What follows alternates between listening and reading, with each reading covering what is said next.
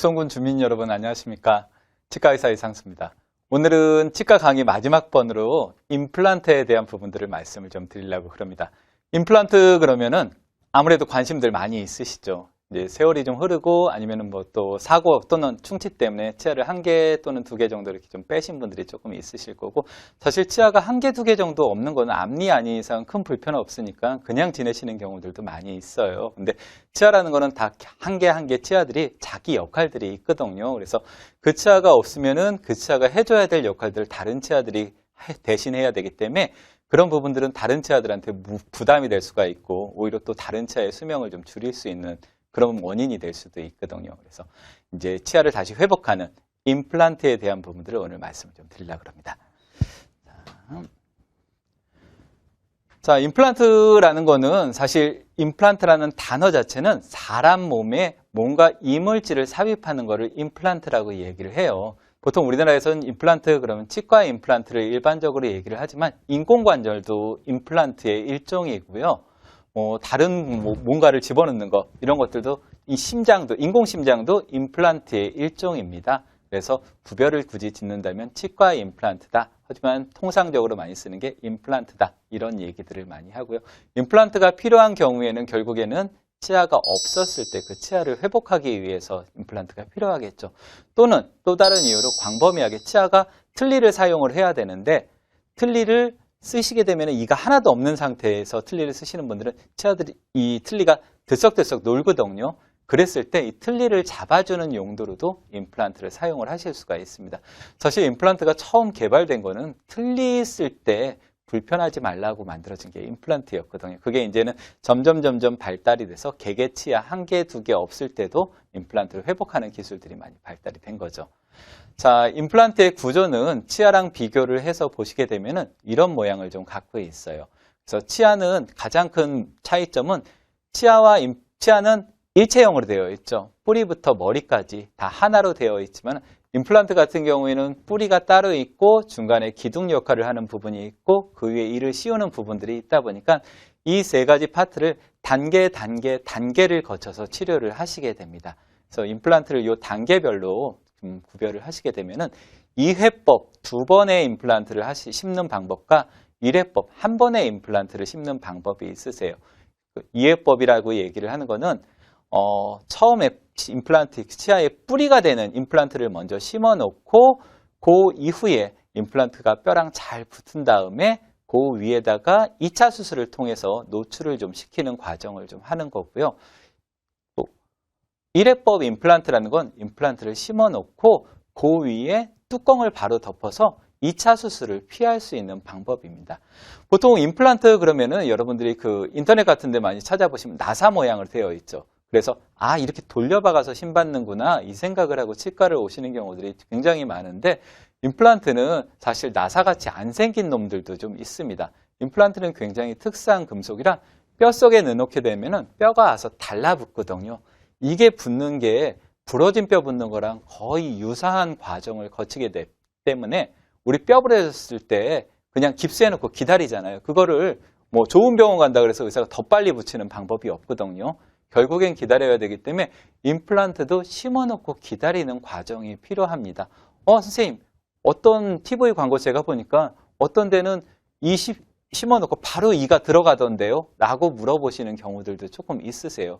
근데 임플란트는 근본적으로는 뼈랑 붙어줘야지 힘을 낼 수가 있는 건데, 그렇게 심어놓고 바로 기능을 하는 거는 사실 그렇게 많이 권하는 방법은 아니고요. 정말 뼈가 단단해서 이렇게 나사모처럼 고정하는 심 갖고도 충분하겠다. 이렇게 고정해놓고 쓰면서도 나중에 뼈가 붙을 때까지 별 탈 없겠다. 그런 경우에만 사용을 하고요. 거의 대부분의 경우에는 심어놓고 기다리는 게 원칙입니다. 가끔 보면은 내가 TV 아니면 뭐 광고 같은 거 봤더니 오늘 와서 바로 심고 바로 이 될 수 있다 그래서 왔는데요 라고 얘기를 하시면 대부분 여러분들이 듣게 되는 얘기는 그런 것도 가능한데 선생님은 그 경우에는 조금 해당이 안 되네요. 이런 얘기를 사실 좀 듣게 됩니다. 약간 좀 과대 광고 그런 것들도 좀 있을 수 있으니까는 너무 그 생각만 꽂혀갖고서는 찾아다니시면 낭패를 보실 수가 있으세요. 그런 것들은 조금 피해 주시는 게 좀 좋고요.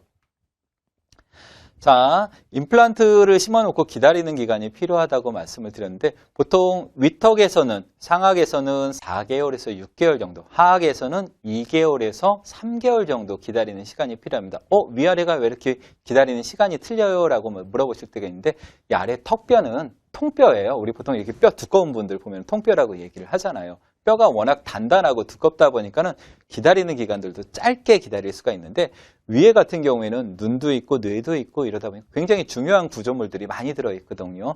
그러다 보니까 뼈가 좀 말랑말랑합니다. 저희 의사들끼리는 스폰지본이라고 얘기를 하거든요. 그래서 기다리는 시간, 굳는데도 시간이 조금 오래 걸리기 때문에 위에 쪽 같은 경우에는 더 오래 걸리실 수가 있고요. 또 대부분 이를 빼셨던 분들은 충치 때문에 이를 빼는 경우들도 좀 있지만은 거의 대부분들은 잇몸이 나빠져서 이를 빼시는 경우가 있어요. 잇몸뼈가 녹은 다음에 이를 빼시게 되기 때문에 이런 분들은 임플란트를 심을 잇몸뼈가 없어요. 그러다 보니까 뼈이식을 같이 많이 해야 되는 경우들도 있고 뼈이식이 많이 들어가면 기다리는 기간이 더 길어지실 수가 있습니다. 내 뼈가 아니고 만든 뼈니까 그 뼈도 굳는 데 시간이 필요하고 그다음에 임플란트가 굳는데도 시간이 필요하고 그러다 보니까 어떤 분들은 나 임플란트 이거 1년 걸려서 했잖아. 뭐 이렇게 얘기하시는 분들이 있는 게 기다리는 시간이 굉장히 길어질 수가 있어서 그러거든요.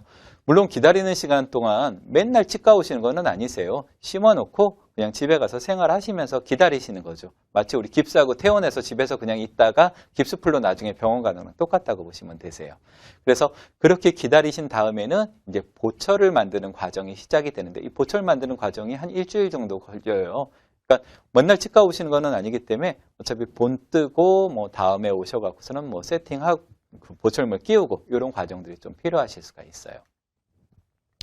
자, 요즘 많이 광고도 하고 물어보시고 궁금해 하시는 게 내비게이션 임플란트라는 것들을 많이 물어보시는 경우들이 좀 있어요.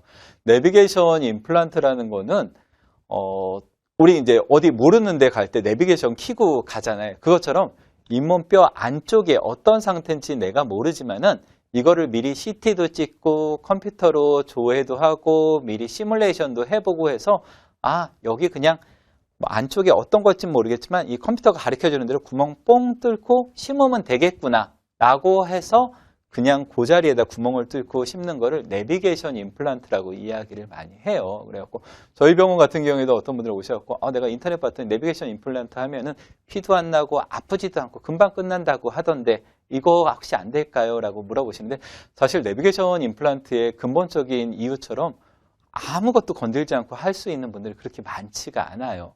아까도 말씀드린 것처럼 대부분 잇몸이 안 좋아서 이를 빼셨던 분들이기 때문에 1차적으로는 잇몸뼈가 없죠. 그럼 뼈이식을 해야 되는데 뼈이식을 그렇게 구멍 뚫고 할 수가 없거든요. 잇몸을 한번 좀 열어서 수술하는 과정이 좀 필요하실 수가 좀 있으시고 두 번째로는 이가 없는 채로 오래 있는 분들은 잇몸뼈가 대부분 흡수가 되어 있어요. 우리 몸은 굉장히 효용성이 뛰어나기 때문에 치아가 있으면 잇몸뼈가 내가 할 일이 있구나 그래서 남아있지만 치아를 빼버리면 잇몸뼈가 할 일이 없구나 그러면 우리 몸에서 칼슘을 빼서 딴 데다 줘버리거든요. 그럼 잇몸뼈가 되게 이렇게 좁아져 있어요. 그러면은 그 자리에 뚫고 들어갈 수가 없는 경우들도 많이 있거든요. 그래서 그런 경우에는 내비게이션 임플란트가 불가능한 경우들도 굉장히 많습니다. 그래서 내비게이션 임플란트는 임플란트의 한 종류가 아니고 임플란트를 수술하는 방법이기 때문에 그 방법이 나한테 맞는지 안 맞는지는 여러분들이 치과 가시면 담당 선생님이랑 잘 의논을 해보셔야 돼요. 나는 내비게이션 임플란트를 할 거야. 그리고 마음의 준비를 하고 가서 그걸로 무조건 해주세요라고 얘기를 하셔갖고 되는 게 아니거든요. 자, 다음으로 임플란트 틀니라는 게 있어요. 제가 처음 얘기를 할 때 임플란트는 틀니를 사용하는데 좀 편하게 쓰기 위해서 만들었다고 말씀을 좀 드렸잖아요. 보통 이가 하나라도 또는 두 개라도 있으시면은 그 치아에다가 틀니를 이렇게 걸게 고리가 있어요. 고리를 이용해서 그 틀니를 잡아주고 사용을 하게 되는데 틀니를 오래 쓰시게 되면은 틀니가 이렇게 치아를 잡고 있는 게 아니고 틀니가 치아를 흔들어 버리는 경우들이 있어요. 그럼 이제 그 치아들까지 빠져버리는 경우들이 있죠. 그래서 이가 다 빠지게 되면은 이제 걸릴 데가 하나도 없으니까 입안에서 틀니가 이제 막 이렇게 들썩들썩하게 노는 거죠. 이 틀니를 잡아주기 위해서 이 뼈에다가 아래 같은 경우에는 2개, 위에 같은 경우에는 4개 정도의 임플란트를 심어서 똑딱이 단추를 연결을 하는 거죠. 그래서 틀니에도 똑딱이 단추가 있고 임플란트 심어서 똑딱이 단추 만들고 그래서 이 부분을 이렇게 딸깍하고 끼우게 되는 겁니다. 그러면 이제 틀니가 놀지 않기 때문에 훨씬 더 편하게 쓰실 수가 좀 있고 통증이나 이런 것들도 많이 완화를 시킬 수가 있죠.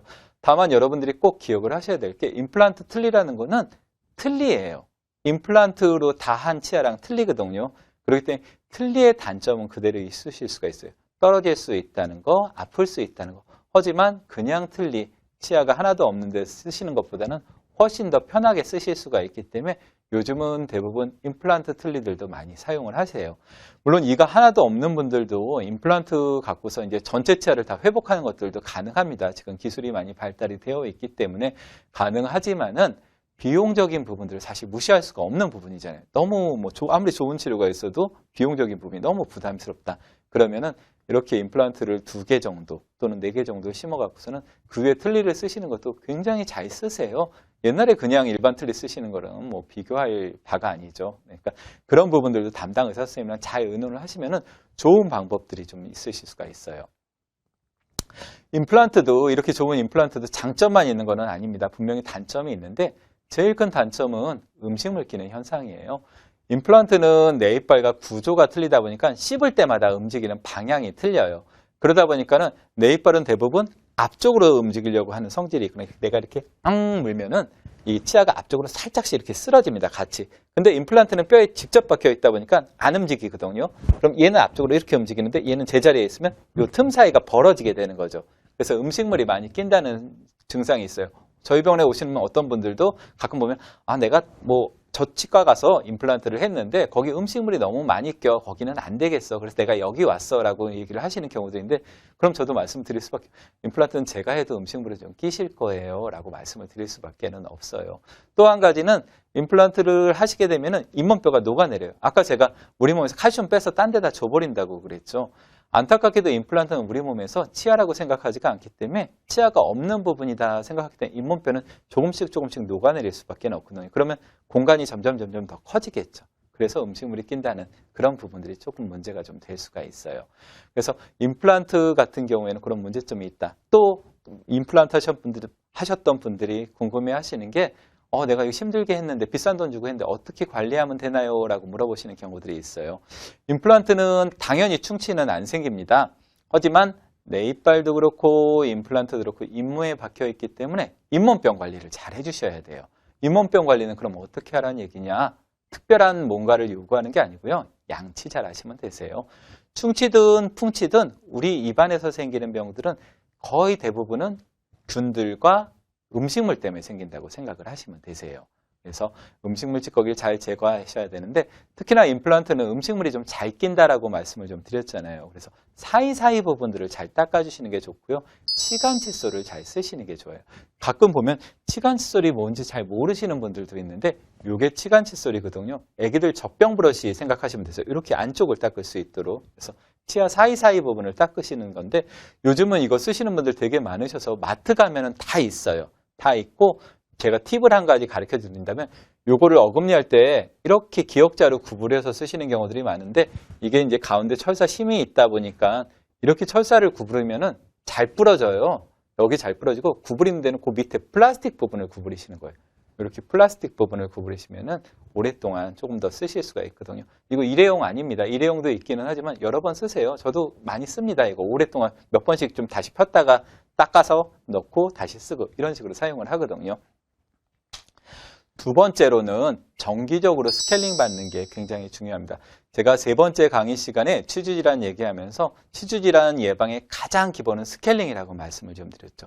치석은 임플란트에도 생겨요. 치석은 틀니에도 생겨요.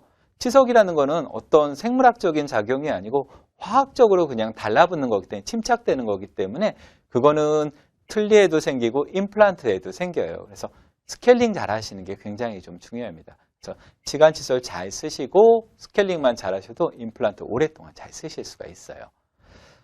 임플란트의 수명에 대해서 물어보시는 분들이 또 많이 있으세요. 옛날에는 임플란트 그냥 쉽게 한 10년 씁니다. 이렇게 말씀을 좀 드리거든요. 제가 치과 의사가 된 지 지금 20년째 됐는데 제가 20년 전에 임플란트 심어주신 분들도 지금 잘들 쓰세요. 보니까. 그래갖고 이거 한 20년 정도는 거뜬하겠네. 지금 정도 보니까 한 30년도 쓰겠네. 이런 생각들을 많이 하거든요. 그래서 물론 30년 뒤의 일은 지금부터 10년 또 뒤에 가봐야 알겠죠. 임플란트가 연구실에서 아니면 특정인들한테 몇 번씩 이렇게 하는 경우들은 1900년대에도 있기는 했지만 지금처럼 대중화돼서 많이 쓰시게 된 게 불과 한 2005년, 6년 정도 넘어가면서 쓰시기 시작했거든요. 한 15년이 채 안 됐어요.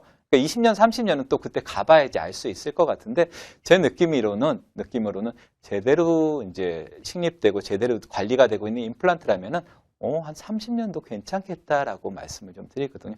사실 10년밖에 수명이 안 된다면 사람이 어떻게 10년에 한 번씩 수술하면서 이렇게 살아요. 그거는 아니고 관리만 잘하시면 오랫동안 잘 쓰실 수 있다라고 생각하시면 됩니다. 임플란트도 나이 제한이 있나요? 그러는데 임플란트를 심는데 나이 제한이 따로 있지는 않습니다. 대신 신체 나이라고 우리가 보통 얘기하는 것들, 그러니까 건강 상태가 되게 좀 하다는 거죠. 제 지금 환자분들 중에는 90이 넘으신 분들이 있어요. 임플란트 하시는 환자분들 중에는. 이분도 이제 본인이 관리를 굉장히 잘 하시고 건강하시고 이러니까 심으실 수가 있는 거고, 반면에 한 40대밖에 안 되는데 전신 건강이 너무 안 좋거나 이래갖고 임플란트를 못 하시는 경우들도 있어요. 그렇지만은 관리만 잘 하시고 건강하신 분들은 나이 제한 없이 쓰실 수가 있어요. 임플란트 그렇게 많이 힘들거나 그러지는 않습니다. 특히나 이제 뼈이식이나 이런 부분들이 필요하고 범위나 수술이 더 커질 수가 있는데 그런 부분들은 담당 의사 선생님이랑 잘 얘기하시면 범위를 좀 조절을 해드릴 거거든요. 그렇게 치료를 받으시면 되고요. 임플란트 못하는 경우도 있나요?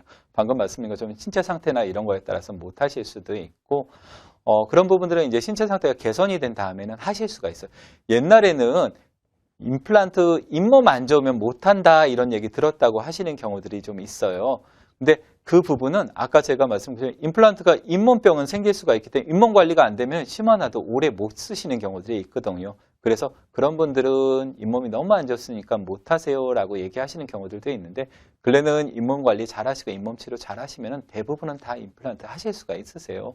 사실 임플란트 하신 분들이 대부분 치주질환 때문에 이 빼시고 임플란트를 하시는 분들인데 치주질환이 있어서 임플란트를 못 하신다면 사실 임플란트 하실 수 있는 분들이 거의 없다라고 볼 수밖에 없거든요. 근데 그렇지는 않습니다. 관리 잘 하시면 되고 임플란트와 네일발의 또 다른 차이점은 네일발은 이제 한번 빠지면 더 이상 나오지가 않잖아요. 영구치 같은 경우에는. 근데 임플란트는 혹시 치주질환 때문에 잇몸뼈가 녹고 그러면 임플란트를 제거를 하고 염증을 다 제거를 한 다음에 회복이 되면 다시 뼈 이식을 하고 임플란트를 심으실 수가 있으세요. 그래서 다시 임플란트를 하실 수도 있기 때문에 임플란트를 못하는 경우는 지금 전신적인 어떤 문제만 없다면 거의 없다라고 보시면 되시고 밑에 쪽 특히 이제 많이 얘기 들으신 게 아래쪽 부분에 신경이 너무 가깝다라든가 아니면 위에 광대뼈 속이 텅텅 비어 있었고 뼈가 없어서 못한다 이런 경우들은 요즘은 다 뼈 이식하면서 해결들을 하고 있습니다. 골다공증 약 먹으면 임플란트를 못하나요? 이런 얘기들 많이 하시는데 요즘 그 운동이나 이런 것들을 사실 현대인들이 잘 못하시는 경우들이 많아서 그리고 또 연세가 들어가면 특히 여성분들 이제 폐경기 지나시고 이러면 뼈가 약해지는 경우들이 많이 있어요. 그래서 그런 경우에 골다공증 약 드시는 경우들이 많은데 골다공증 약이랑 임플란트랑 궁합이 되게 안 맞습니다. 왜 그러냐면은 임플란트는 뼈에 박는다고 말씀드렸죠. 뼈가 와서 달라붙고 뼈에 딱 붙어야지 임플란트가 제대로 기능을 할 수가 있는데 골다공증 약이라는 거는 뼈의 움직임을 차단을 시켜버려요. 그러니까 뼈라는 것도 우리 그런 얘기 들어보시잖아요. 피부 나이 28일. 그래서 28일이 지나면은 이 피부가 그대로 있는 게 아니고 새로운 피부로 대체가 된다. 그것처럼 뼈도 그대로 있는 게 아니라 뼈가 녹았다가 새로 생겼다가 녹았다가 새로 생겼다. 이게 계속 대체가 되거든요. 근데 골다공증 약을 먹게 되면은 이 과정이 중지가 돼요. 중지라기보다는 이제 활성이 떨어지는 거죠. 뼈가 잘 안 변하게 되는데 그럼 새로운 임플란트가 들어가갖고 뼈가 변해서 얘랑 붙어줘야 되는데 이거를 차단을 시키니까 골다공증 약을 드시면 임플란트가 실패할 확률이 되게 높아져요. 물론 그렇다고 아예 못하시는 건 아니고요. 최소한 3개월에서 6개월 조금 여유 잡으면 1년 정도 골다공증 약을 끊어서 우리 몸에서 약성분이 다 빠져나간 뒤에는 임플란트를 다시 하실 수가 있고 임플란트가 다 끝난 다음엔 다시 골다공증 약 드셔도 괜찮으세요. 골다공증이 있다고 해서 임플란트를 못 하시는 거는 아니니까 걱정 마시고 혹시라도 뭐 앞으로 골다공증을 먹게 될 계획이 있거나 그러면 그 전에 치료를 좀 받아보시는 게 좀 좋습니다. 임플란트를 좀 많이 해야 되는데 비용적인 사실 그렇죠. 비용이 좀 적은 비용은 아니니까는 그럴 때는 아까 제가 말씀드린 것처럼 임플란트 틀니도 굉장히 좋은 대안이 될 수 있어요. 아니면은 브릿지도 좋은 대안이 될 수가 있습니다. 브릿지는 나쁜 거, 임플란트는 뭐 최고 좋은 거 이런 거 절대 아니거든요. 사실 임플란트가 나온 게 불과 한 10여 년 정도밖에 안 됐다고 말씀드렸듯이 그 이전에는 다 브릿지를 했었어요. 근데 브릿지가 몹쓸 치료는 아니거든요. 다만 옆에치아를 건들지 않는다는 장점이 있기 때문에 임플란트를 하는 건데 뭐 어쩔 수 없이 옆에치아도 충치가 있어서 치료를 해야 되거나 아니면 옆에치아들이 다 옛날에 씌워놨던 치아인데 이것도 한 10년 지나서 한번 교체를 좀 해야 되거나 그럴 때면은 겸사겸사 브릿지 하시는 것도 저는 나쁜 방법은 아니라고 생각을 합니다. 뭐 어떤 특정 한 가지만 좋고 나머지는 나쁘고 이런 건 절대 아니니까 담당 의사 선생님이랑 역시나 잘 상의하시면은 그런 부분들도 해결하실 수가 좀 있을 거예요. 자, 오늘은 이제 관심 많고 요즘 또 많이 나온 임플란트에 대한 부분들을 말씀을 좀 드렸습니다. 임플란트를 보통 치과에서 제3의 치아라고도 얘기를 해요. 유치, 영구치에 이어서 임플란트. 하지만 임플란트가 아무리 좋은 치료라고는 해도 내 이빨이 가장 소중하겠죠. 내 이빨이 없으니까 어쩔 수 없이 선택하는 게 임플란트지 내 이빨 빼고 임플란트 하는 바보들은 없을 테니까요. 일단 구강 건강 관리 잘 해주셔서 건강하게 유지하시고 만약에 그게 안 됐을 때는 어쩔 수 없지만 임플란트로 바꿔서 건강한 생활을 계속 유지할 수 있으시기를 바랍니다. 곡성군 주민 여러분들이랑 제가 4회에 걸쳐서 치과 관리에 대한 부분들을 말씀드렸는데 여러분들한테 도움이 좀 되셨기를 바랍니다. 감사합니다.